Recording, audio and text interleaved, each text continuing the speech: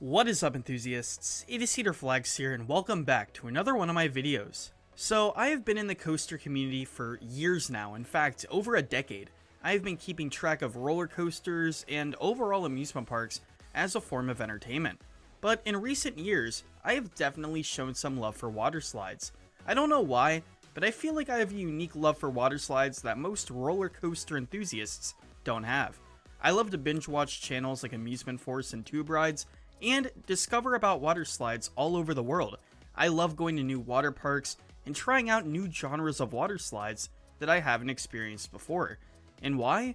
Well, first off, it reminds me a lot of the experience on a roller coaster. And two, they are a lot more common, so I run into them a lot more. And so, I have been falling in love with water slides almost as much as I have roller coasters. And I wanted to take them head to head because even though they are fundamentally different, they do provide the same goal, to thrill or amuse the customer. So today, I want to take them head to head. What's overall better, a roller coaster or a water slide?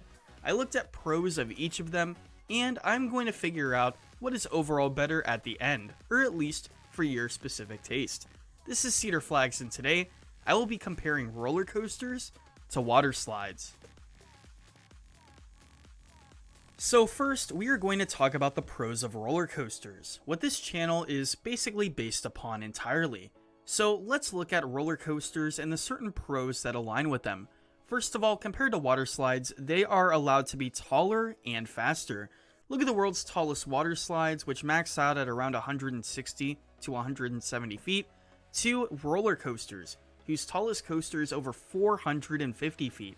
I feel like water slides could be taller. I mean, there is an almost 300-foot tall complex being built in Qatar right now, but right now, the tallest water slide is in South America, Kilimanjaro, and it doesn't exceed 170 feet, while Kingda Ka proudly stands at 456 feet. Now, this might not necessarily be a con when it comes to water slides because water slides are still growing, and roller coasters, well, they haven't really grown since 2005, but I digress. When it comes to overall heights of roller coasters, the average height of a roller coaster, at least a thrilling coaster, would probably be around the same height as the tallest water slides in the world. And every hypercoaster is taller than every water slide that exists right now. So, even though I feel like this is a huge pro for roller coasters, I feel like water slides don't suffer too much, and I'll explain why later. The second reason is pretty important to me at least. You don't have to walk up a bunch of stairs. Now with water coasters, which are the hybrid in between roller coasters and water slides, you don't have this problem either. But with most water slides, like raft slides and body slides, you have to walk and walk and walk. The taller and more thrilling the slide is, the more you have to walk. And this was really a problem at Thrill-A-Gas-Car and Jungle Jammer at DreamWorks when I had to walk up over 130 feet of vertical stairs. The third pro is it could do a lot more than a water slide. What do I mean by this? Sure, water slides have attempted near inversions, but can never come close to what a roller coaster can do. I mean, let's look at some roller coasters. You have rides like Skyrush that pull -2 Gs of airtime. You have roller coasters like the Smiler that go upside down 14 times. Water slides going upside down, outside of Action Park, that's a fantasy. And roller coasters do it with ease. There's an inversion at about every amusement park out there, and man, inversions are extremely fun. The fourth and final pro that I want to talk about is truly a massive one for me and many people that have to wait in line. The capacity is a lot better on roller coasters than it is water slides. Now what do I mean by this? Well, when you think of a raft slide or a body slide, it's only 1, 2, maybe 4 max at a time. Well, on a roller coaster, that's probably around the minimum, because roller coaster trains hold a lot more people and have dispatches around a similar time. Because when you're on a water slide, you go down the water slide, and then you have to get out of the pool before the next person goes. And when it comes to roller coasters, you could have block zones and multiple blocks, and you could have trains with dozens of people. And I'd say overall, this one is pretty self-explanatory. Up next, we have water slides. So water slides are the underdog here. And why do I say that? Well, it seems like in my community, not too many people talk about water slides, but I truly think that water slides and roller coasters have a lot more in common than many people would think. But In this section of the video, I want to cater to all my water park fans out there, the people that have maybe viewed 1 or 2 videos. Hint, I really want to get into water park content more than I should be. So the first pro is probably the biggest pro out of the 2 categories on here whatsoever. This is a huge pro. Now, what is a big complaint that many people complain about on certain roller coasters? The restraints.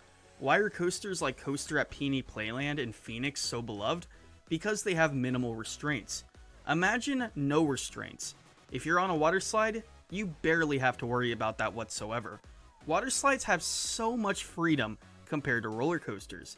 Like when you're on a body slide, you have nothing but the track below you. And by track, I mean the body slide.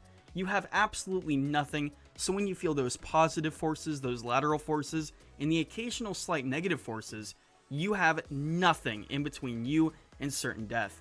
Though water slides are still very safe, they are a lot less forceful, but the point I'm trying to make is, there are no restraints. Drop towers, you have shoulder restraints. Drop slides, it is nothing but you in the back of a body slide. It is truly an insane experience, and something unlike anything else I will ever experience.